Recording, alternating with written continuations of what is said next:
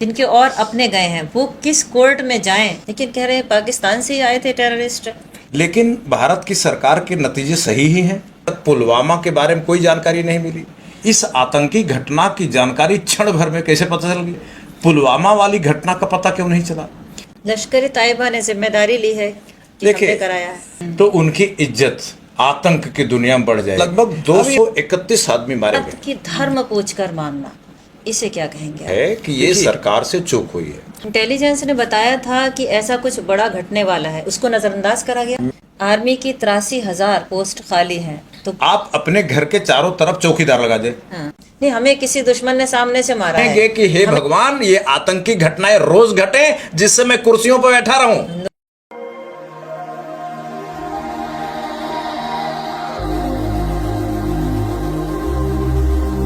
आज के पॉडकास्ट में आप सभी का बहुत बहुत स्वागत है।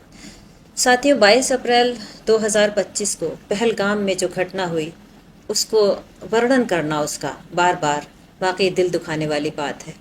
लेकिन इस तरह की घटनाएं, वो भी टूरिस्ट के साथ होना, क्या ये सही है?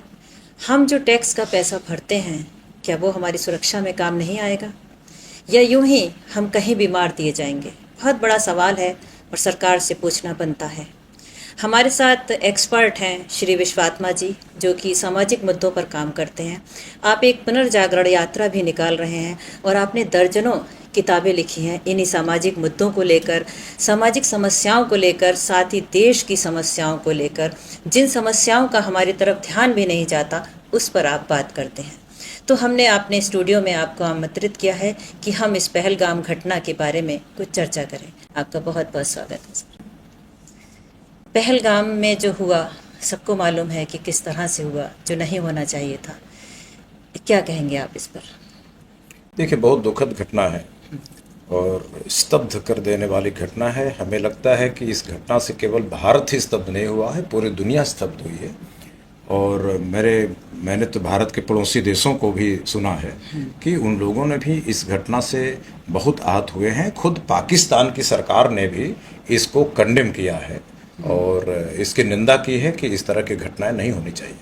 लेकिन कह रहे हैं पाकिस्तान से ही आए थे टेररिस्ट। अब देखिए, सरकार के पास ऐसा क्या है जादू कि क्षण भर में वो जान जाती है कि उधर से घटना घट रही है, इधर से इनको पता चल गया कि पाकिस्तान से घटना है। मेरा लगता है कि इस बारे में एक विश्वसनीय एजेंसी जांच करे और वो एक जिसकी जो राष्ट्रीय पक्षधरता है या राष्ट्रीय पक्षपात है, उससे मुक्त एजेंसी अगर कोई बात करे तो उस पर विश्वास दुनिया कर पाएगी।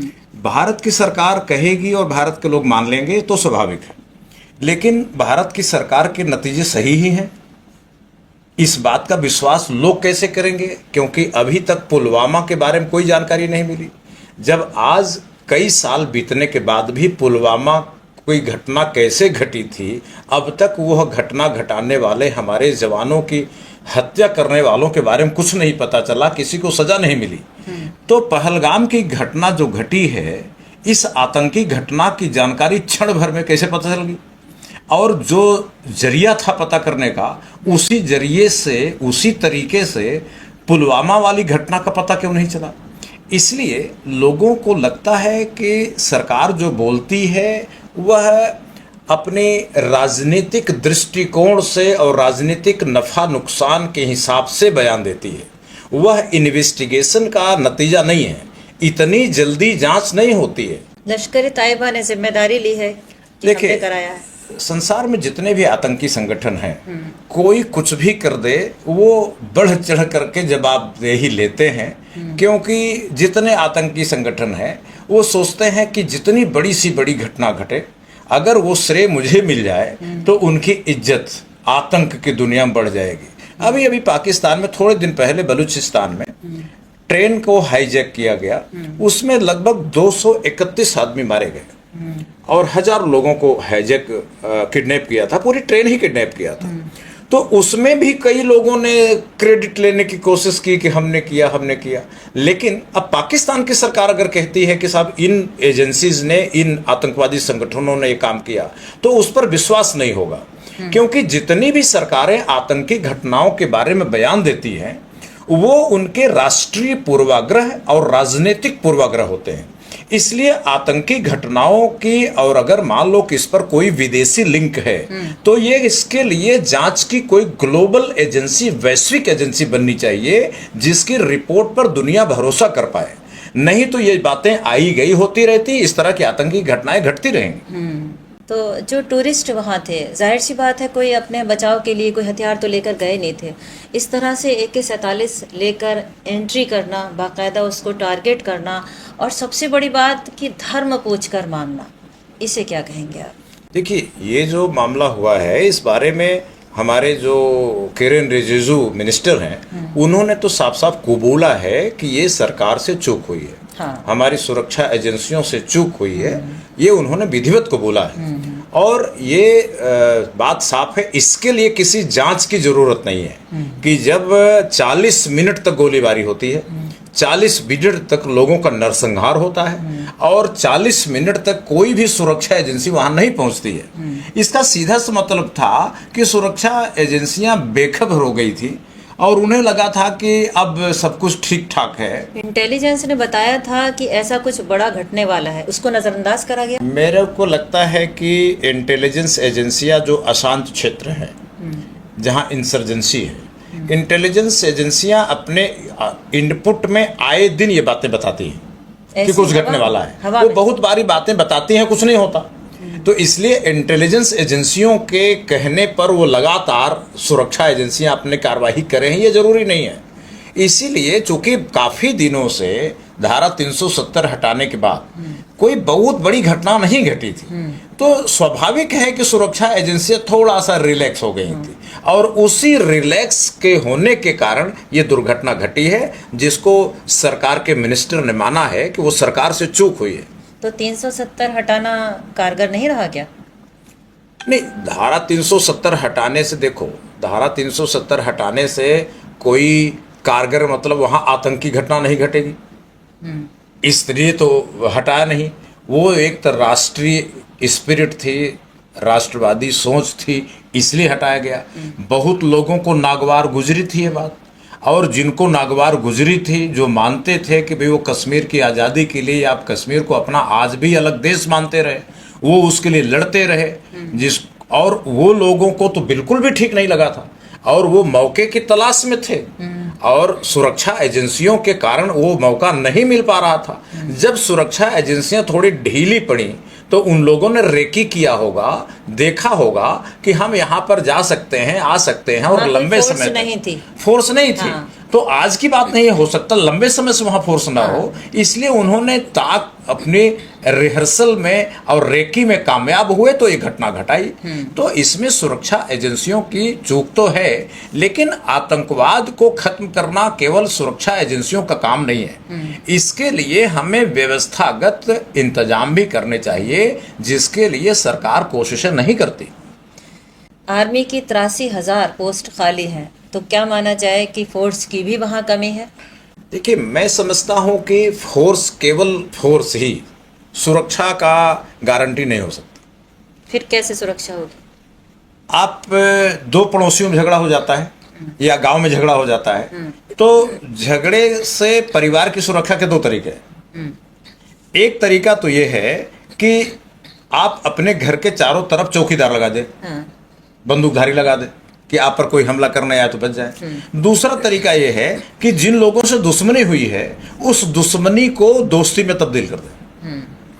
तो जो दूसरा तरीका है वो ज्यादा स्थायित्व वाला होता है, परमानेंट सिक्योरिटी है। पहला वाला तरीका बड़ा खर्चीला है। मान लो कि आपके घर की आमदनी 10,000 रुपया है, अब आप सुरक्षा चौकीदार लगा दिए कि भाई 4,000 5,000 तुम चौकीदार पर लगा दो, तो सोचो ये कहां तक उचित होगा। तो अगर आप दुश्मनी बढ़ाते जाओ, दुश्मनी बढ़ाते जाओ, दोस्ती में बढ़ा, लेकिन दुश्मनी जिनसे हो रही है उनसे दोस्ती ना बढ़ाओ, तो इसका मतलब भी अगर आप पड़ोसियों से दोस्ती नहीं बढ़ाते तो अपने देश की सुरक्षा को खतरे में डालते हैं, अपने परिवार की सुरक्षा को खतरे में डालते हैं। समझदार आदमी वो होता है जो सुरक्षा का भी इंतजाम करता है और जिनसे शत्रुता हुई है उस शत्रुता को खत्म करने के रास्ते पर भी काम करता है। जो देश में हिंदू मुस्लिम नफरत का माहौल हम लोग कई साल से देख रहे हैं, क्या ऐसा नहीं लगता कि जिस तरह से उन्होंने धर्म पूछकर जाने ली हैं, कहीं उस चीज़ का असर है? देखिए, दुनिया में दो कारणों से खून बहता है। एक सांस्कृतिक कारण है, एक आर्थिक। जब आदमी को आर्थिक अन्याय महसूस होता है, एक भाई को लगता है कि पिता ने बंटवारा किया लेकिन मेरे को कम दिया, मेरे सगे भाई को ज़्यादा दे दिया। जब यह भेदभाव महसूस होता है तब भाई को लगता है, जो वंचित भाई है, अन्याय का, जुल्म का शिकार भाई है, वो सोचता है कि मुझे हथियार उठा लेना चाहिए और वो खून खराबे पर आता है। इसको आतंकवादी हिंसा कही जाती है, नक्सली हिंसा कही जाती है, वामपंथी हिंसा कही जाती है, कम्युनिस्ट हिंसा कही जाती है। इसके तमाम नाम दिए गए हैं। इसी तरह दूसरी हिंसा है जहां खून खराबा होता है, खून बहता है, वो कल्चरल सफोकेशन है। जब आदमी का जो संस्कृति बोध है, जब उसे लगता है कि उसकी संस्कृति के सम्मान नहीं हो रहा है, उसकी आस्थाओं का सम्मान नहीं हो रहा है और उसके मूल्यों की इज्जत नहीं हो रही है, उसको बार बार अवहेलना की जा रही है, अपमानित किया जा रहा है, तब वो सोचता है हथियार उठा ले। तो ये दो कारण हिंसा के हैं। तो भारत में जिस प्रकार से हिंदू के मुसलमान के बीच एक नफरत का माहौल बनाया गया और ऐसा लगा कि जैसे कि अगर मुसलमान जिस तरह के हैं वैसा ही हिंदू हो जाना चाहिए, और ये कहा गया कि मुसलमान ज़्यादातर हिंसक होते हैं तो हिंदू को हिंसक हो जाना चाहिए। मुसलमान आस्थाओं पे चलते हैं, तर्कों पे नहीं चलते, तो हिंदुओं को भी आस्था पे चलना चाहिए, तर्कों पे नहीं चलना चाहिए। मतलब जितनी बातें हैं, उनको हथियार उठाना शौक है उनका, तो हमें हथियार उठाने लेना चाहिए। वो शांति की बात नहीं मानते तो आपको शांति नहीं बरतनी चाहिए। तो ये जो आपने बीज बोया कई सालों तक, उसका फसल लहलहाएगी तो काटना पड़ेगा। तो इसका परिणाम यह होगा कि जब आप हिंदू को मुसलमान से लड़ना सिखाएंगे और लड़ने की आदत पड़ गई और मुसलमान लड़ने को नहीं मिला, तो हिंदू क्या करेगा? उसे लड़ना है, वो तो जिन्न बन गया ना, तो वो फिर अपने ही किसी आदमी से लड़ेगा। इसलिए दुनिया में जितने समझदार लोग हैं वो जानते हैं कि हिंसा सहज है, प्राकृतिक है। अहिंसा के लिए कुछ करने की जरूरत है, अहिंसा के लिए संस्कृति की जरूरत है, अहिंसा के लिए कोशिश करने की जरूरत है। अहिंसा पहाड़ी पर चढ़ाई है, हिंसा पतन है, लुढ़कना है, गड्ढे में गिरना है। इसलिए ये जो नफरत के आधार पर राजनीति की गई, और मैं यह नहीं मानता हूं कि नफरत की राजनीति करने वाला ही गलत है। नफरत की राजनीति से वोट मजबूत होता है और आदमी को सत्ता तक पहुंचने में मदद मिलती है। इसके लिए हमारी चुनाव प्रणाली भी दोषी है। वो इल्जाम चुनाव प्रणाली पर है कि ऐसी चुनाव प्रणाली हमने क्यों अपनाई कि दो कौमों को लड़ाने के बाद हम दोनों की सेवा न करें और इसी किसी एक कौम की वोट लेकर सत्ता में पहुंच जाएं और सत्ता में बने रहें। इसलिए मैं फिर कहूंगा कि नफरत करने वालों का दोष तो है, लेकिन उससे बड़ा दोष भारत की उस चुनाव प्रणाली पर है जो नफरत को ही सत्ता तक पहुंचने की सीढ़ी बनाता है। वो चाहे जाति की नफरत हो, वो चाहे धर्म की नफरत हो, संप्रदाय की नफरत हो, वो चाहे क्षेत्र की नफरत हो, चाहे वो भाषा की नफरत हो, वो जितनी भी नफरत हैं, उसी नफरत की सीढ़ी पर चढ़कर सत्ता के मंजिल तक पहुंचा जा सकता है। इसलिए मैं कहूँगा, नफरत पैदा करने वाले जितने दोषी हैं, उतनी दोष कम से कम, बल्कि उससे ज्यादा दोष भारत की चुनाव प्रणाली का है, जिसको तत्काल बदलने की जरूरत है। देश में गुस्सा है, जाहिर सी बात है, गुस्से की बात है। हर हिंदू, मुसलमान, सिख, ईसाई सबको गुस्सा है, लेकिन एक नफरत का माहौल मुसलमानों के खिलाफ और पैदा हो गया। लोग सवाल ये करते हैं कि हर आतंकवादी मुसलमान है, क्या कहेंगे? देखिए, हर मुसलमान आतंकवादी है, अगर ऐसा कोई कहे तब तो सरासर गलत है। हर आतंकवादी मुसलमान है, अगर ये कहते हैं तो दुनिया में आतंक के और भी देखें, वहाँ पर बहुत सारे लोगों को पाएंगे जो मुसलमान नहीं है। और आतंक भी दो तरीके का है, एक आर्थिक आतंक है, एक सांस्कृतिक आतंक है। आप आर्थिक सांस्कृतिक आतंक में कह सकते हैं कि मुसलमानों का नाम आता है, लेकिन आर्थिक आतंक में कहाँ मुसलमान है? दुनिया में आर्थिक आतंक भी है। लेकिन जितनी बड़ी बड़ी घटनाएं हुई हैं, ये मानना पड़ेगा कि वो आतंकवादी मुसलमान थे। देखिए, जहाँ मुसलमान थे, जहाँ आतंकवादी घटनाएं घटी हैं, मुसलमानों के बारे में एक जनरल परसेप्शन है, और वो एक मुस्लिम चेतना भी है। वो मुस्लिम चेतना है कि वो हर चीज़ में कंप्रोमाइज कर लेंगे, उन्हें जितनी दुख में परेशानी में रखें वो रख लें, लेकिन वो अपनी धार्मिक आस्था और धार्मिक चेतना से कंप्रोमाइज नहीं करते। कट्टरपंथी है। बात कट्टरपंथ की है, या ऐसे कहो कि ज्यादा ईमानदारी से अपने मूल्यों के प्रति जुड़ने की है। यहां पर मैं मानता हूं कि पूरे संसार में एक नए धार्मिक शिक्षण की जरूरत है। वो धार्मिक शिक्षण का अभाव मुस्लिम्स में भी है, वो धार्मिक शिक्षण का अभाव हिंदूज में भी है, क्रिश्चियंस में भी है, सब में है। अब एक बात बताइए कि इजराइल तो मुस्लिम नहीं है। इजराइल ने 47,000 लोगों की हत्या की है। यहूदी है, वो तो यहूदी है। और दुनिया में यहूदी सबसे समझदार कौम मानी जाती है। सबसे ज्यादा नोबेल प्राइज यहूदी कम्युनिटी के लोगों को मिली है। और वो कम्युनिटी को ये नहीं समझ में आया कि अगर मान लो उसकी देश के 1200 लोगों को कुछ लोगों ने किडनैप कर लिया, गजा के लोगों ने, तो अब आप उन 1200 लोगों को की सजा, उसकी प्रतिक्रिया में 47,000 लोगों को मार देंगे, और दुनिया के जितनी भी ट्रीटीज हैं, जितनी भी संधियां हैं, सबका उल्लंघन कर देंगे। आप अंतर्राष्ट्रीय एजेंसियों को मानना बंद कर देंगे, उनकी हुक्मदुली कर देंगे। यह बात, इतना बड़ा जुर्म, इतनी बड़ी मूर्खता, इतना बड़ा गैर जिम्मेदारानापन तो इस्लाम में भी नहीं है। हाँ, और फिर कोई कानून भी नहीं। तो आप यह कैसे कह सकते हो कि इस्लाम के लोग ज्यादा आतंकवादी हैं और यहूदी कम आतंकवादी हैं? ऐसी घटनाएं अगर आप और इतिहास में ढूंढो तो आप पा जाओगे कि मुसलमानों की तुलना में दूसरे लोगों ने बड़े आतंक। धर्म कहीं भी इंसानियत को मारने की तो बात नहीं बताता, किसी का धर्म भी।